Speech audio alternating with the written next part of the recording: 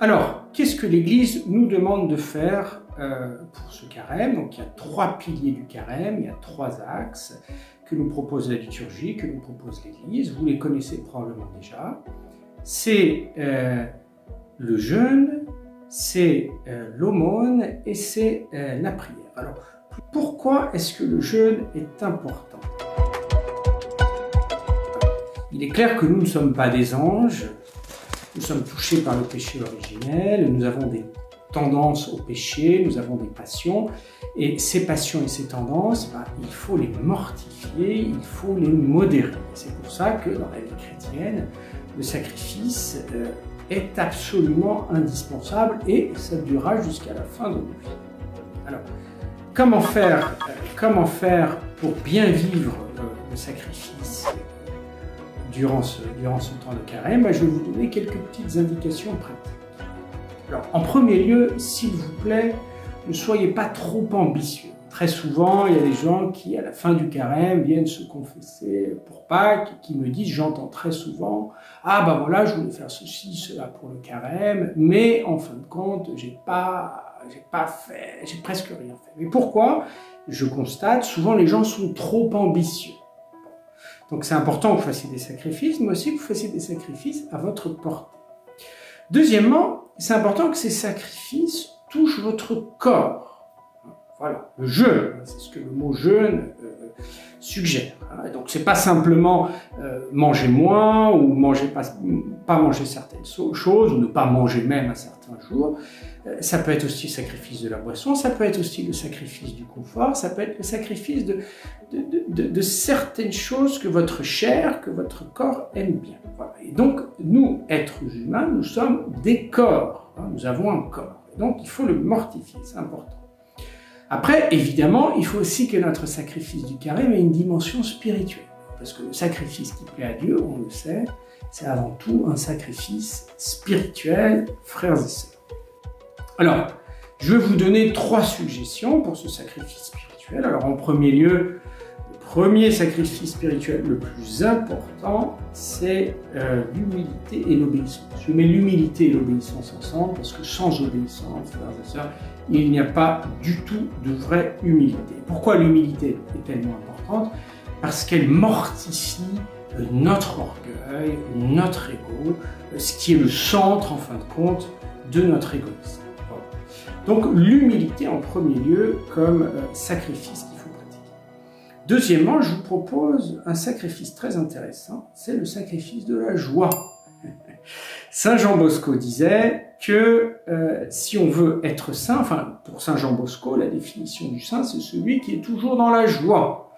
Voilà, et vous n'allez pas me croire, ou peut-être que vous allez me croire, mais le sacrifice de la joie, c'est vraiment un sacrifice. Que tu sois non seulement patient envers ton épouse, ou ton époux, envers tes enfants, ou envers tes parents, mais que tu sois même capable de leur sourire, et cela durant tout le carême.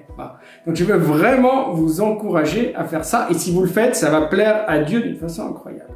Troisième sacrifice que je vous suggère, vous n'êtes pas obligé de faire les 3, vous choisissez celui que vous voulez. Troisième sacrifice, c'est sacrifier la médisance. Saint Jacques nous dit dans sa lettre que un homme parfait est un homme qui contrôle sa langue. Voilà. Et donc, durant ce carême, au lieu de parler mal des gens, parlez bien. Ou alors ne dites rien, si vous ne pouvez pas parler bien, ne dites rien. Mais parlez bien, soyez positifs.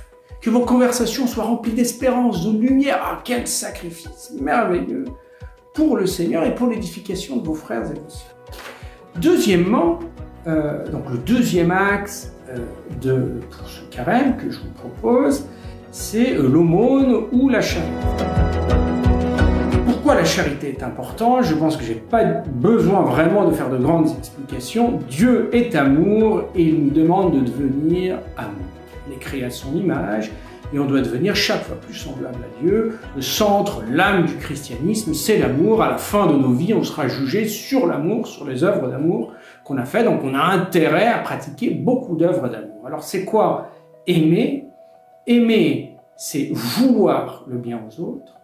Et pas seulement vouloir, c'est aussi faire le bien aux autres. Et puis ça, c'est le summum de la charité, c'est donner sa vie pour ceux que l'on aime.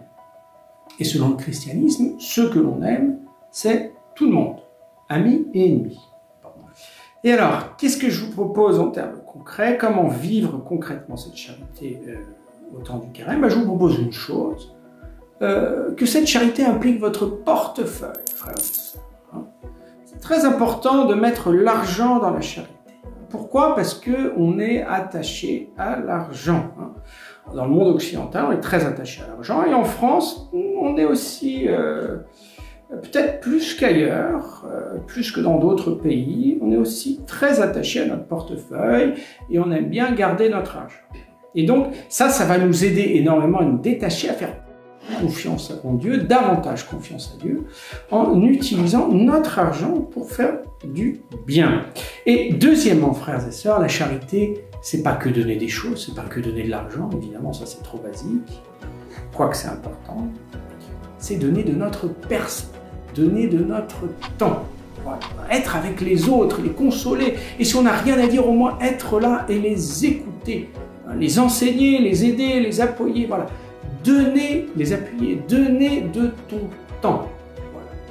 Troisième axe, frères et sœurs, très très important, la prière ou l'adoration. Alors pourquoi la prière est tellement importante? Parce que de fait, mon frère, ma sœur, tu es fait pour la prière. Tu es fait pour prier. C'est l'activité la plus élevée de l'être humain puisque nous sommes des esprits, nous sommes créés pour Dieu. Nous sommes faits pour adorer. Un poisson est fait pour nager, un oiseau est fait pour voler. Pauvre oiseau, pauvre poisson qui ne nage pas ou qui ne vole pas, il est hors de son identité, il ne sait plus qui il est. Toi, à partir du moment où tu ne pries pas, tu ne sais plus qui tu es. Pourquoi? Parce que tu ne réalises plus ta plus haute vocation. Donc frères et sœurs, que ce temps de carême soit vraiment un temps de prière où on puisse vivre ce carême dans un climat de prière. Alors, quelques petits conseils par rapport à la prière, très rapidement, le temps passe, on m'a dit pas plus de 10 minutes, donc je dois me dépêcher. Alors, première suggestion, c'est tous les jours, quotidiennement, un temps de prière. Et là, je répète ça, ne soyez pas trop ambitieux, frères et sœurs. Il y en a certains qui veulent commencer tout de suite par 1 heure de prière ou 45 minutes de prière alors qu'ils n'ont pas une habitude de prière. Ils tiennent 3-4 jours et puis après, c'est fini. Allez-y, commencez par 10-15 minutes, mais soyez fidèles à ces 10-15 minutes et après, peut-être que vous pourrez augmenter le temps. Deuxièmement, frères et sœurs, faites cette prière avec votre cœur. C'est votre cœur que Dieu veut, ce n'est pas vos lèvres et ce n'est pas des répétitions machinales.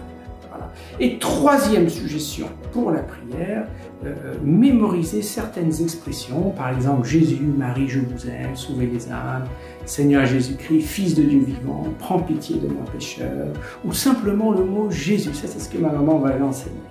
Quand j'étais tout petit, elle me disait, Antoine, si tu veux prier, tu as juste besoin de dire Jésus, Jésus, Jésus, Jésus. Et que vous le fassiez à plusieurs moments de la journée, que vous disiez Jésus, que vous disiez Marie ou une phrase, ça va vous aider à vivre ce carême dans un temps de prière, dans une atmosphère céleste. Et dans cette atmosphère céleste, frères et sœurs, vous serez capables de vivre bien votre sacrifice, de le vivre dans la joie, et vous serez capables d'être très très très charitable, bien plus qu'avant, afin que vous ayez un carême non seulement carrément bien, mais carrément mieux que l'antérieur.